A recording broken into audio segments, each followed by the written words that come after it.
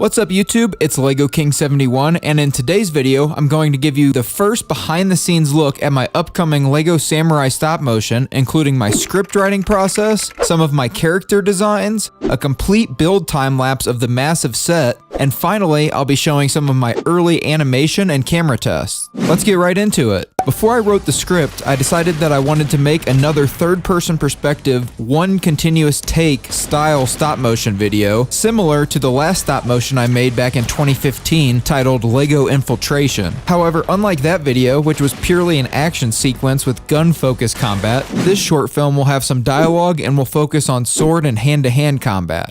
From this premise, I wrote a basic outline where I decided that a samurai would emerge from a dense bamboo forest and witness villagers being killed by Mongol invaders. From there, the samurai would travel along a path to the village, fighting all of the enemies he encountered along the way. Past the village will be a temple location which will serve as the setting for the final fight sequence. At this point, I don't want to spoil too much and show you all of the characters, but here's a look at what a few of them look like, including the Mongol invaders, the Ronin mercenaries, some villagers, and of course, the samurai. Once the outline and the characters were done, I typed out an 800-word script. Then I was able to start building the set for the stop motion. What's unique about this stop motion is that it will be all one continuous shot, meaning that the camera will have to track the main character similar to a third-person style video game, never cutting or suddenly switching camera angles. This means that the set needs to be fully detailed and account for all of the angles that will be in view of the camera at any point in the film. And since it was going to be one seamless shot, I decided that the best approach would be to go all in and build out the entire set to match the script I had written. After playing Ghost of Tsushima, I was heavily inspired by the lush vegetation and landscapes found in that game.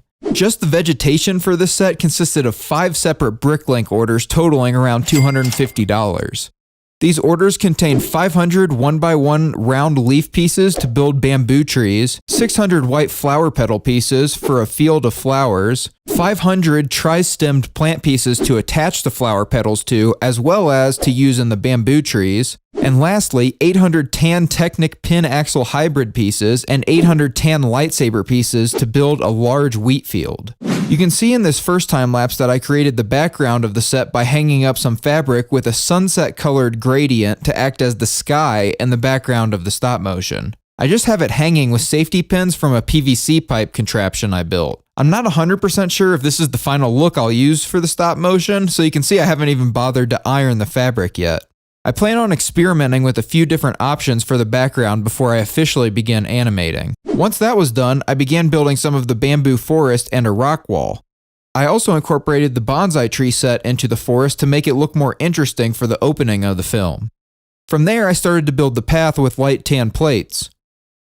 I wanted there to be a bridge to get to the village, so I placed some blue tiles to create a river and contextualize the bridge.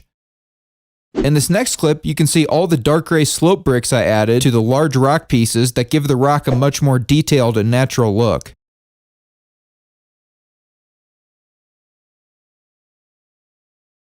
Then I built a waterfall to transition the rock wall into the river. After that, I extended the bamboo forest and began building a flower patch on either side of the path.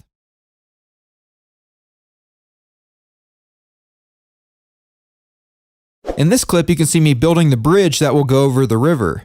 Here's what the finished bridge looks like. Then I built the villager's home. I only built the front side of the building to save on pieces because the back side won't be in view of the camera. Here you can see me building a stone stairway and a hillside leading up to the temple.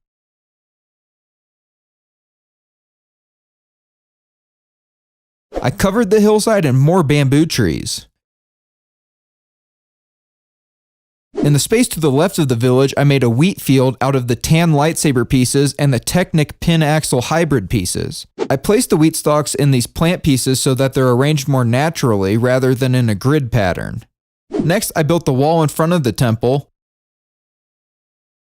placed some pink flowers in front of it, and placed another bonsai tree on the temple grounds. Finally, I built the temple itself. Again, you can see that I only built the sides of the temple that will be in view of the camera. Once the temple was done, I paved the temple grounds with these gray 1x2 ingot pieces and built a shrine. You can also see that I swapped out the branches on the bonsai tree for the pink and white ones. Here's a look at the finished set. Once the set was complete, I started to do some camera and animation tests. Since I haven't made a stop motion since 2015, I had to buy all new equipment and figure out what software I should use to animate.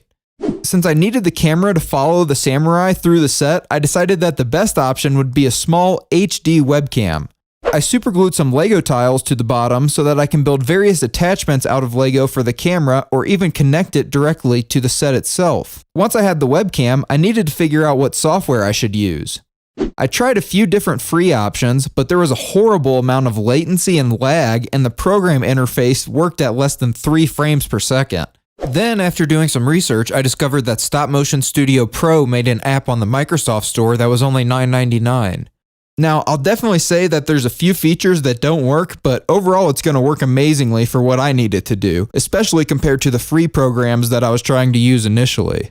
The first animation test I did was a simple walk cycle animation. In this first test, I didn't have the camera frequency matching the light frequency, which is causing the distortion and the flickering that you see. Overall, the animation wasn't perfect, but it still wasn't bad for my first attempt in close to a decade.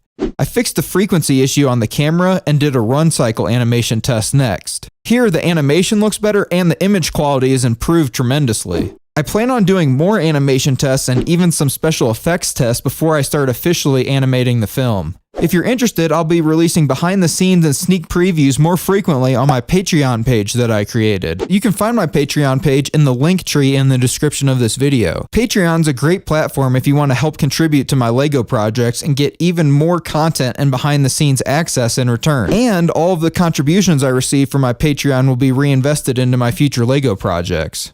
Of course, as I make more progress on the stop motion, I'm still going to be releasing behind the scenes updates on my YouTube channel as well, and I may even do some animation live streams on my YouTube. As always, thanks for watching, and make sure you like, comment, and subscribe if you're looking forward to more videos. See ya!